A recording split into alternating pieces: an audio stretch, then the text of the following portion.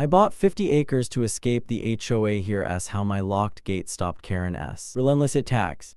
There's something incredibly powerful about owning a piece of land. Something that invokes a feeling of ultimate freedom. The idea that you can carve out your own space, build your own dreams, and live outside the boundaries of others. Expectations is something many people yearn for. For me, it was a dream long in the making, one that I'd fantasized about for years, imagining what it would be like to finally be free from the restrictions that seemed to bind me at every turn. The journey had been long, and the path to making my dream a reality had come with its fair share of challenges. But in the end, when I stood on that vast stretch of 50 acres, I felt something I hadn't felt in years. Peace. I had spent much of my life living in a neighborhood controlled by the suffocating presence of an HOA homeowners association. The HOA, like a silent but persistent force, dictated almost every aspect of daily life. It was a system designed to maintain uniformity. But instead, it had come to feel like a cage. The lawns had to be trimmed to exact specifications. The exterior paint colors had to adhere to the HOA-approved palette. There were rules for everything. The height of your fence, the type of trees you could plant, even the style of your mailbox. If you were even slightly out of line, the HOA was there, ready to impose fines or send you notices. It was a constant battle, and one that I was tired of fighting. The idea of living under the control of faceless people who had no idea what it was like to live in your shoes was becoming unbearable. The restrictions, the rules, the judgment, it was too much. After years of feeling trapped, I made the decision. I was going to break free. The search for my dream property was not an easy one. I spent months scrolling through listings, visiting dozens of places, and negotiating with real estate agents. I wanted land that was far away from the reach of the HOA. A place where I could create my own rules, my own world. I needed something that was not just an escape but a fresh start. The 50 acres I eventually found were located just outside of town. A perfect distance away from the noise and intrusion of urban life, but still close enough for me to remain connected to the people I cared about. The property was a hidden gem, nestled between rolling hills and dense woods, offering stunning views of the landscape. The more I looked at it, the more I knew that this was the place where I would finally build the life I had always dreamed of. The day I closed on the property, I felt a surge of exhilaration. It wasn't just the excitement of buying land, it was the realization that I had taken control of my future. This was no longer just a dream. It was my reality. The thought of being able to live on my own terms, free from the constant surveillance of the HOA, was liberating. I had never felt more empowered. The first time I set foot on that land, it felt surreal. The air was crisp, and the smell of fresh earth and pine trees filled my lungs. I could hear the gentle rustle of the wind in the trees and the distant call of birds. It was peaceful, serene, and exactly what I needed. I walked across the property, feeling the grass beneath my feet, and I pictured what it would look like when I built my home. I imagined sitting on my porch, watching the sunset over the hills, or walking down to the creek that ran through the back of the property. It was everything I had ever wanted, and more. But this wasn't just about building a house. It was about creating a life that was free from the constant oversight of the HOA. For years, I had been told what I could and couldn't do with my own property, and it was suffocating. I wanted a place where I could live authentically, without worrying about getting fined for something as simple as painting my fence a color I liked or planting a tree in the wrong spot. I wanted to make my own decisions, without having to ask permission from a group of strangers who didn't understand my needs or desires. And here, on this land, I had the freedom to do just that. The plan was simple: build a home that reflected who I was, create a space where I could truly be myself, and live in harmony with nature. I didn't want a big, flashy mansion, just a modest, cozy home with enough room for me to feel comfortable and at peace. The rest of the land would be used to grow crops, raise animals, and perhaps even create a small hobby farm. I had always dreamed of living a more sustainable, off-the-grid lifestyle, and this was my chance to make that dream a reality. I began making plans for the house. I drew up sketches, hired a contractor, and started thinking about the materials I would use. I wanted it to be a home that blended into the natural surroundings, one that was sustainable and energy efficient. Solar panels would power the house, a rainwater collection system would provide water, and the land would supply much of the food I needed. It was going to be simple, but it was going to be mine. As I moved forward with the plans, I couldn't help but think about how different this life would be from the one I had left behind. In the city, everything was dictated by the HOA. There were constant rules, constant surveillance, and constant pressure to conform. I had grown tired of it all, the nosy neighbors, the endless meetings, the power struggles. But here, on this land, I could live however I wanted. There were no rules except for the ones I made for myself.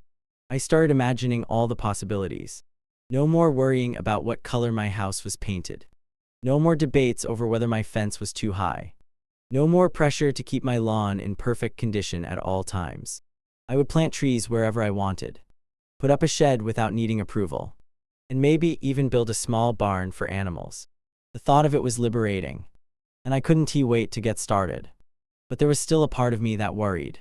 I had spent so many years under the thumb of the HOA that the thought of truly being free was both exciting and terrifying. What if I didn't know how to live without their rules? What if I made a mistake and didn't know how to fix it? I tried not to let those thoughts take over, but they lingered in the back of my mind. The HOA had been a constant presence in my life, and now, without them, I felt like I was walking into the unknown. Despite those lingering doubts, I knew I had made the right decision. This land represented a fresh start, a new chapter in my life. It wasn't just about escaping the HOA, it was about creating something new. It was about taking control of my own destiny and building a future that I could be proud of. As I stood on that land, watching the sun set behind the hills, I felt a deep sense of gratitude.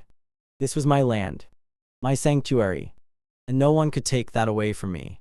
The thought of finally being free from the constraints of the HOA made my heart swell with joy. For the first time in years, I felt truly at peace. This was only the beginning of my journey. But in that moment, I knew that the dream of freedom I had always longed for was finally within my reach. And nothing at all could stand in my way. It didn't take long for Karen to find out about my new purchase. In fact, it seemed like the moment the deal was finalized and the ink dried on the papers. She knew. The HOA had eyes everywhere. And Karen, as one of the most vocal and persistent members of the association, had a way of finding out about anything that threatens the carefully constructed order of our neighborhood.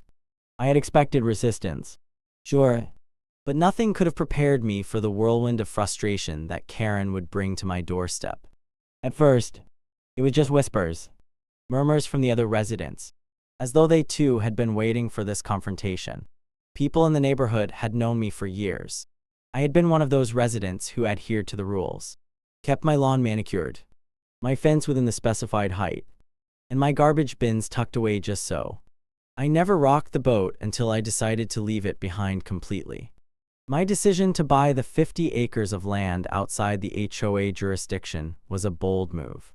One that not only removed me from their tight grip, but also sent a message. It said, enough is enough. It was a declaration of independence, one that echoed through the neighborhood. And Karen, being the relentless, self-appointed enforcer of HOA rules, couldn't ignore it. It all started when I received that first knock on my door. I had just settled into my new property, still adjusting to the vastness of it all, when the familiar sound of a knock echoed through the front door. I opened it, expecting to see a neighbor or maybe even a delivery driver. But instead, standing on my doorstep was none other than Karen. Her hands were placed firmly on her hips. A scowl spread across her face.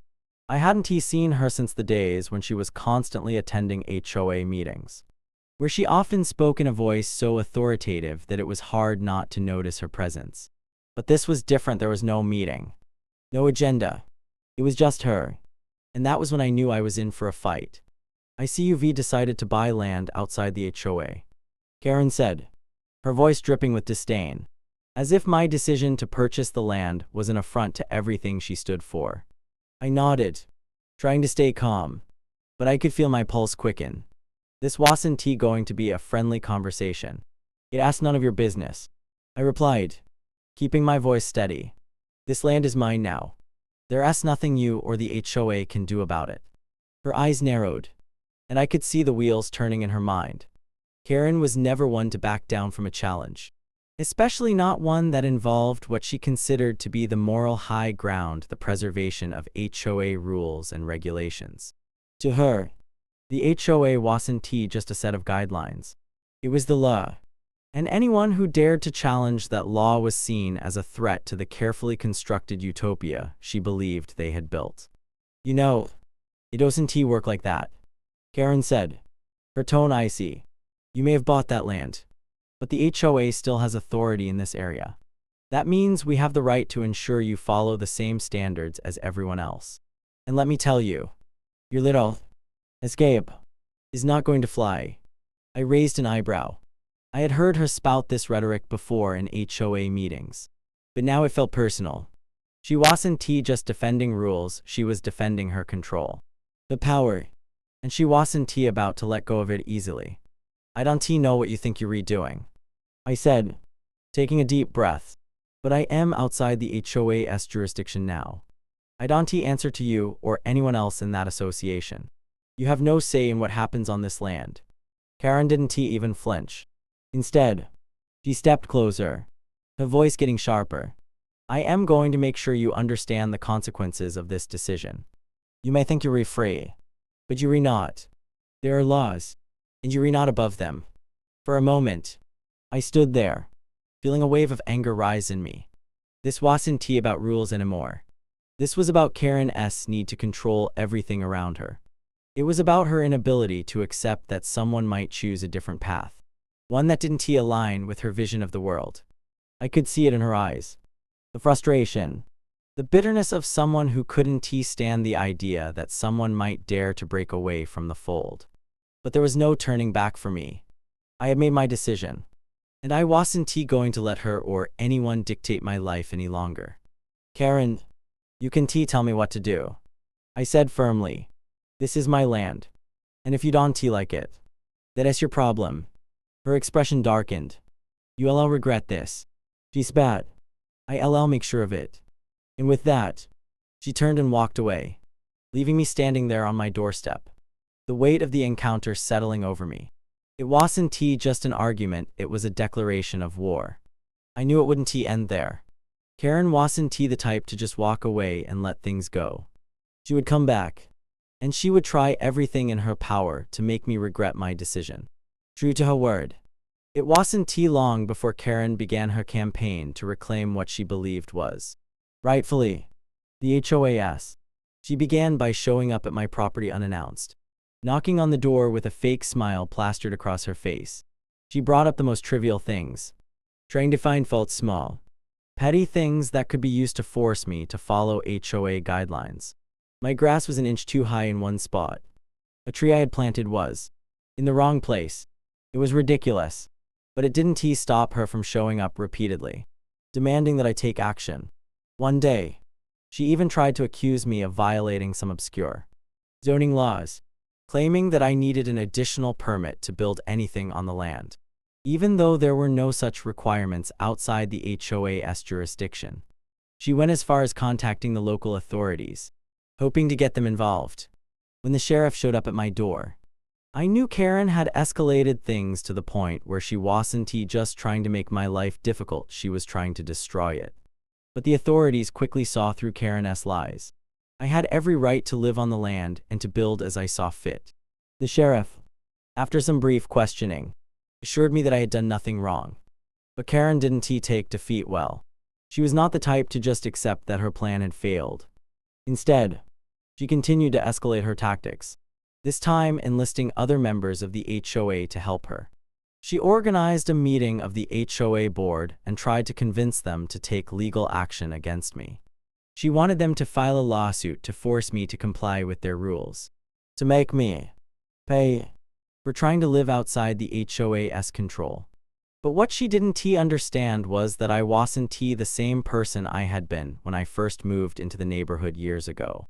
I wasn't afraid of the HOA anymore, and I certainly wasn't afraid of her.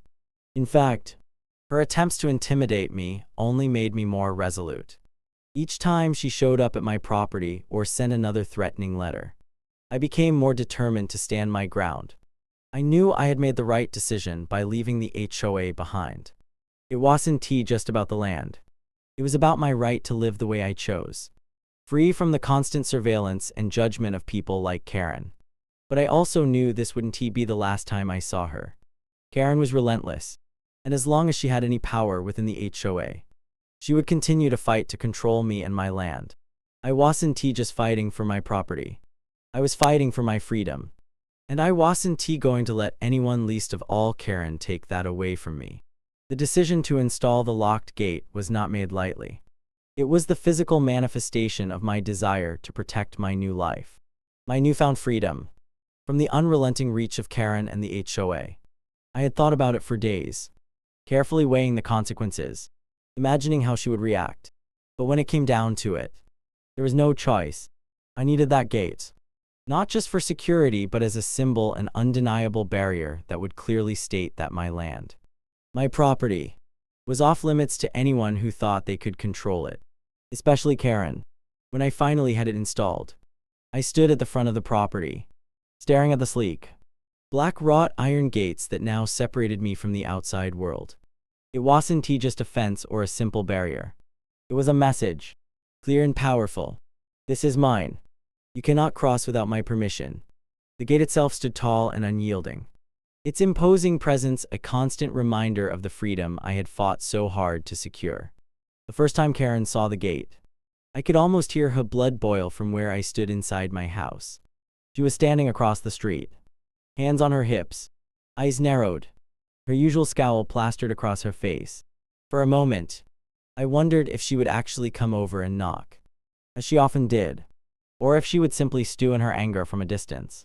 But there was no mistaking the signal the gate sent. I wasn't interested in any more of her unsolicited advice or judgment. My decision was final, and the locked gate was my defense against the storm that was sure to come. Sure enough, within a few days, Karen showed up at my door, her anger palpable as she stood at the threshold, fists clenched at her sides. Her voice, usually shrill, was now tinged with something much darker: frustration, disbelief, and maybe even a hint of fear. "What is this?" she demanded, gesturing to the gate. "You think you can just put up a barrier and hide behind it? Do you really think the HOA won't do something about this?" I stood firm, refusing to be intimidated. I had spent years being controlled by people like Karen, people who thought they had the right to dictate how I lived, where I lived, and even what I could and couldn't do with my own property. This was different. This was my fight for independence, and the gate was my shield. "It asks not your concern, Karen," I said, keeping my voice steady. "This is my land, and this is my decision. The gate stays." Her eyes widened in shock, as if she couldn't believe what she was hearing. For a moment, there was silence, a tense pause in which I could feel the weight of the moment. She had been so used to having the upper hand, to being the one who dictated the terms. But now, here I was, standing my ground. And that, to Karen, was something she could not accept. "You can just shut everyone out," she spat. "The HOA is a community, and you're not above the rules. You don't get to decide what happens here." "I already did," I replied, my voice calm but firm. "This land is outside the HOA's jurisdiction. The only person who gets to decide what happens here is me." Her face twisted in anger, but she was silent for a moment, clearly processing what I had said. It was as though she was trying to wrap her mind around the idea that I was no longer under her control. The HOA had always been a fortress for people like her, a way to enforce conformity, to ensure that no one stepped out of line. But now, that fortress had crumbled, and she was standing in front of a wall she couldn't break down. "Don't think this is over," Karen finally said, her voice low and dangerous.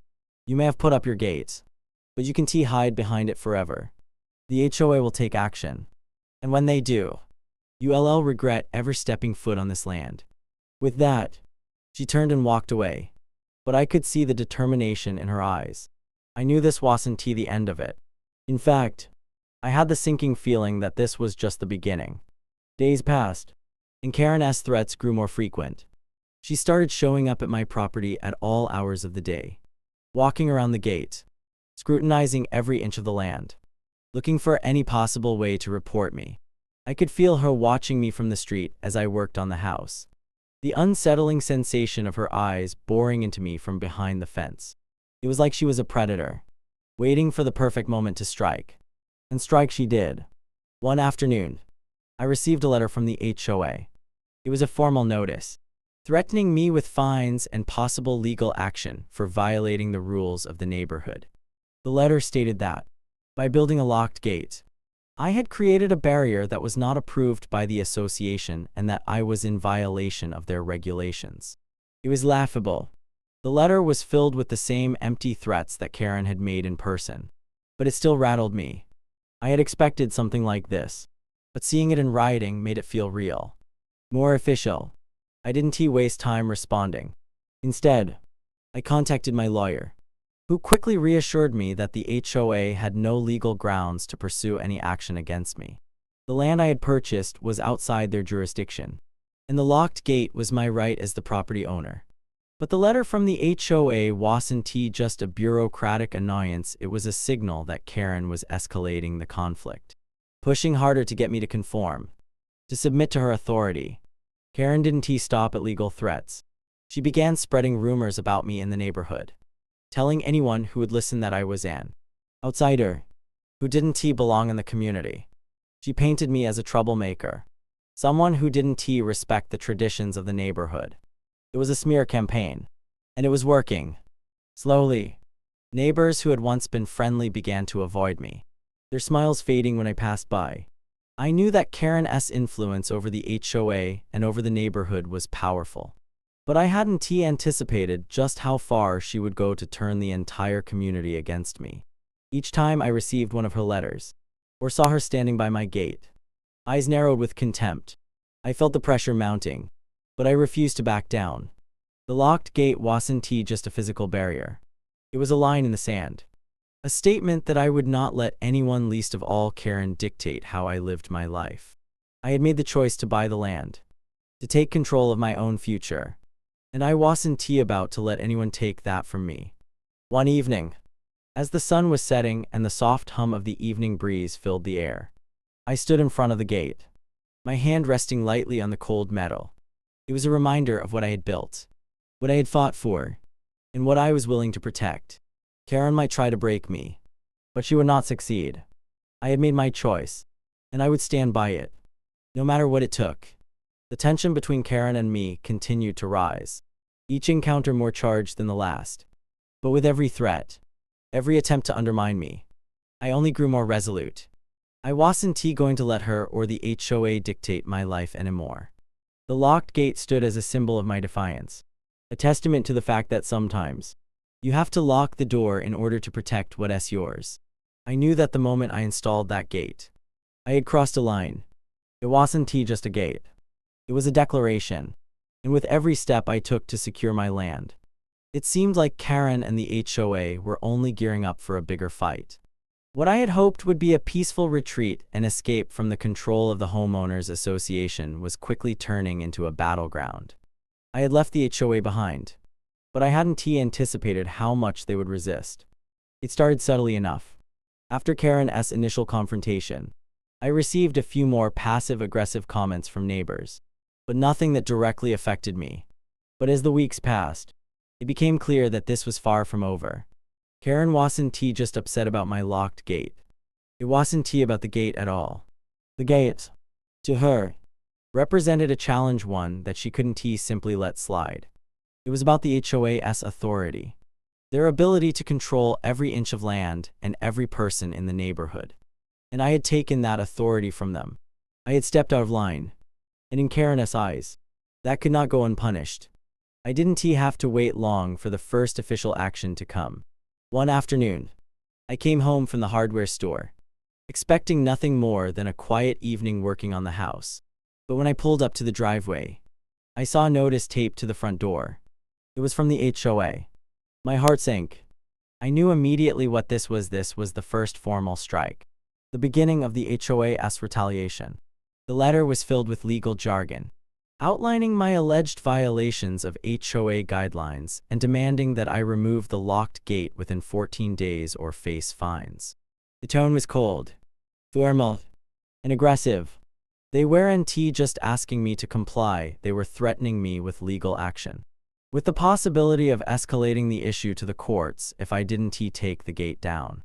I stood there in front of the door for a long time, staring at the letter.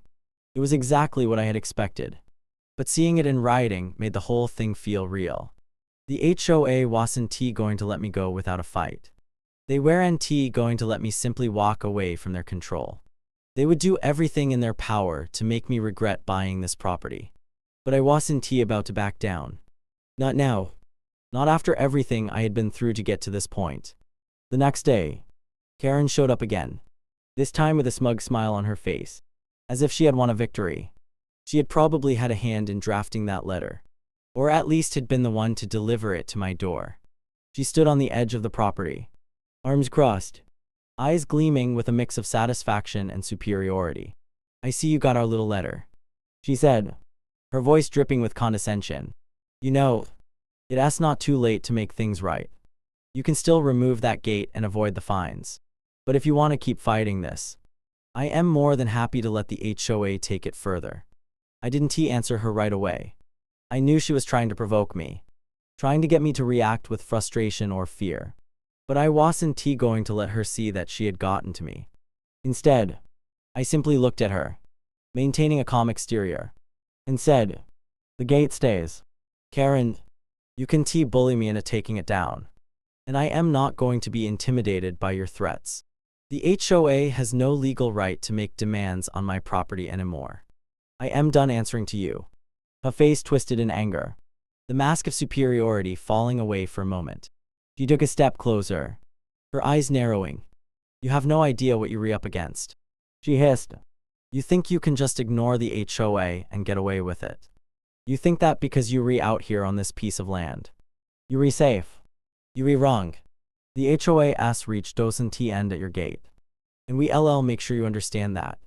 This isn't just about a gate. This is about your defiance, and it won't be tolerated." I stood my ground. But I knew she was right about one thing: this wasn't just about the gate. It was about the message I was sending. I wasn't just rejecting the HOA's rules. I was rejecting their authority altogether. And Karen couldn't let that stand. Over the next few days, the tension between Karen and me only intensified.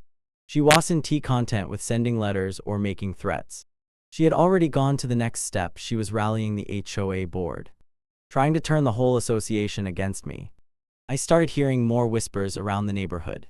People talking behind my back about how I was sticking it to the HOA, about how my actions were threatening the community's way of life. It was as if Karen was on a mission to ruin my reputation, to make sure that everyone knew I was a troublemaker. One evening, I came home to find that the front gate had been tampered with. The lock was missing. My heart skipped a beat as I rushed over to the gate, only to find that someone had cut through the chain, leaving the gate wide open. At first, I couldn't believe it.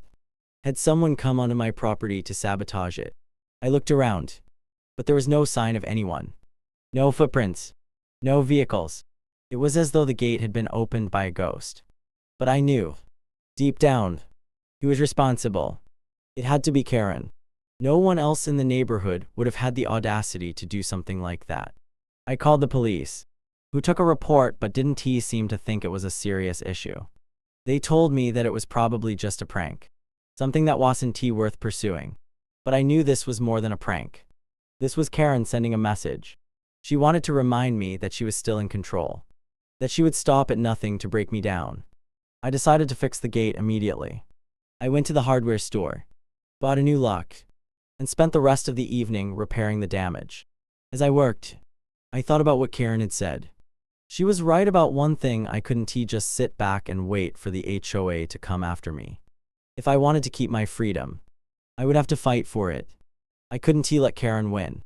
I couldn't let the HOA win. The next day, I filed a complaint with the HOA, demanding that they cease all harassment and intimidation tactics. I was done playing their game. I also sought legal advice, preparing for the battle that I knew was coming. I wasn't going to let them intimidate me or scare me into submission.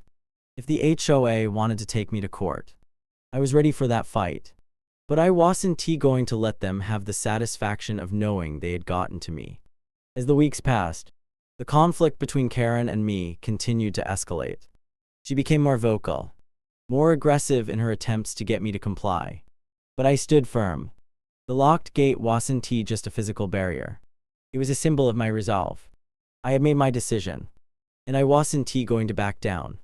Karen, on the other hand, seemed to be growing desperate. Her tactics were becoming more extreme, her attempts to control me more desperate. But I could see the cracks beginning to show. She wasn't as confident as she once had been, and every time she came at me with a new threat, I could see the fear in her eyes. She knew that the battle was shifting. The HOA was losing its grip, and they knew it, and so did Karen. In the end, I knew that the fight wasn't just about the gate. It was about freedom. It was about the right to live my life on my own terms, without being controlled by anyone, least of all Karen and the HOA. And I was ready to do whatever it took to defend that right. The days following Karen's most recent confrontation were tense. The HOA had escalated things to the point where it felt like a battle was raging right in my own backyard. Only it wasn't a battle I had chosen to fight. The locked gate had become the front line, the symbol of my determination to live outside their control. But it was also the point of conflict, the bone of contention. I knew they wouldn't stop at just sending letters or making threats. Karen and the HOA were relentless, and as each day passed, it seemed like the stakes were getting higher. The longer the conflict dragged on, the more I felt like I was being dragged back into a world I had fought so hard to escape, the world where every little action was scrutinized, every decision second-guessed, and every boundary crossed with a fine-tooth comb. But I had made a choice, and that choice wasn't just about the gate. It was about my right to live freely, without fear of constant interference from the HOA. And although it felt like Karen and the HOA were closing in, I wasn't going to let them win. I had already come too far, sacrificed too much, and I couldn't let my dream of independence slip away. The gate wasn't just a barrier. It was a testament to my resilience. My refusal to bow to people like Karen who believed they could control every aspect of my life. Still, as the pressure mounted, I knew that something had to give. The constant surveillance, the visits, the passive-aggressive threats, everything was taking its toll. My nerves were frayed. Every time I stepped outside, I expected to see Karen, or perhaps another letter, or even the police arriving at my door to inform me that I had violated some new rule the HOA had invented to keep me in line. I had spent so much time and energy fighting for my freedom, but now it felt like the fight was never ending. But the moment I realized that I had truly won came on a quiet afternoon, when the reality of my victory finally settled in. It wasn't a grand confrontation or some dramatic final showdown.